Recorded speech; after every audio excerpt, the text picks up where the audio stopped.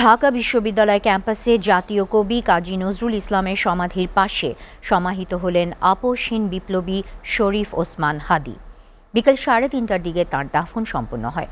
এর আগে লাখো মানুষের অংশগ্রহণে জাতীয় সংসদ ভবনের দক্ষিণ প্লাজায় শহীদ ওসমান হাদীর নামাজে জানাজা সম্পন্ন হয়। হাদীর বড় ভাই আবু বকর সিদ্দিক জানাজার নামাজ পড়ান। পরে বিশেষ নিরাপত্তায় তার মরদেহ নিয়ে আসা হয় ক্যাম্পাসে। শাহরিয়ার জামান দ্বীপের প্রতিবেদন। পুরো বাংলাদেশের মানুষের স্রোত যেন মিলিত হয়েছে মানিক মিয়া অ্যাভিনিউতে। সবার মুখে একটাই নাম, বিপ্লবী ওসমান হাদী।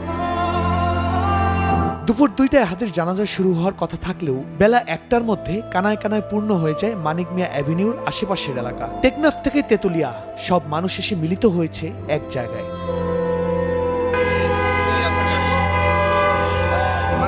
মৃত্যুর প্রকৃত কারণ নির্ধারণে শহীদ সরোয়ার্দী মেডিকেল কলেজ হাসপাতালে ময়নাতদন্তের পর দুপুর 1:15টায় সংসদ ভবন প্রাঙ্গণে আনা হয় হাদীর মরদেহ।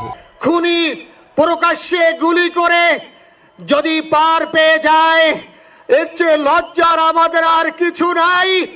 যদি বর্ডার পাস হয়ে যায়, 5 থেকে 7 ঘন্টা সময় তারা কেমন করে গেল, এই প্রশ্ন জাতির কাছে রেখে গেলাম। যে এখানে খুনি একজন নয়, এখানে পুরো একটা খুনি চক্র কাজ করেছে।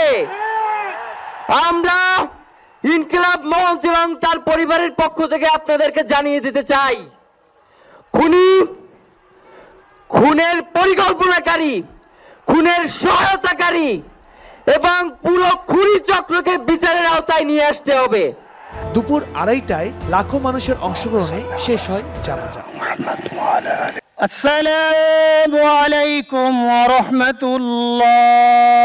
জানাজার আগে বক্তৃতায় প্রধান উপদেষ্টা ডক্টর মোহাম্মদ ইউনূস বলেন, হাদীর মন্ত্র ছিল বলবীর চির উন্নত মমশির। তার মাথা নত না করার মন্ত্র অন্তরের মধ্যে থাকবে। উপস্থিত ছিলেন অন্যান্য উপদেষ্টা ও রাজনৈতিক দলের নেতারা।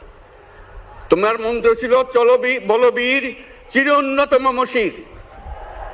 এই উন্নত মমশিরের যে মন্ত্র তুমি দিয়ে গেছো, সেটা বাংলাদেশি সন্তানের জন্মলগ্ন থেকে যতদিন সে বেঁচে থাকবে নিজের কাছে বলবে, চল বলবীর চির উন্নত মমশির, আমাদের শির কখনো নত হবে না।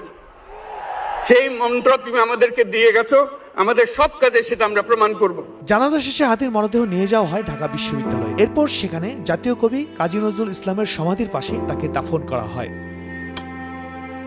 12 ডিসেম্বর রাজধানীর পল্টনের কালভার্ট রোডে দুর্বৃত্তদের গুলিতে গুরুতর আহত হন ওসমান হাদী। এরপর ঢাকা মেডিকেল কলেজ হাসপাতালে তার সার্জারি হয়। পরে তাকে এবার কেয়ার হাসপাতালে ভর্তি করা হয়। গেল 15 ডিসেম্বর উন্নত চিকিৎসার জন্য এয়ার অ্যাম্বুলেন্সে তাকে সিঙ্গাপুরে নিয়ে যাওয়া হয়। সিঙ্গাপুরের চিকিৎসাধীন অবস্থায় বৃহস্পতিবার এই আপসহীন বিপ্লবী মৃত্যুবরণ করেন। শাহরিয়ার জামান দ্বীপ, এসএটিভি, ঢাকা।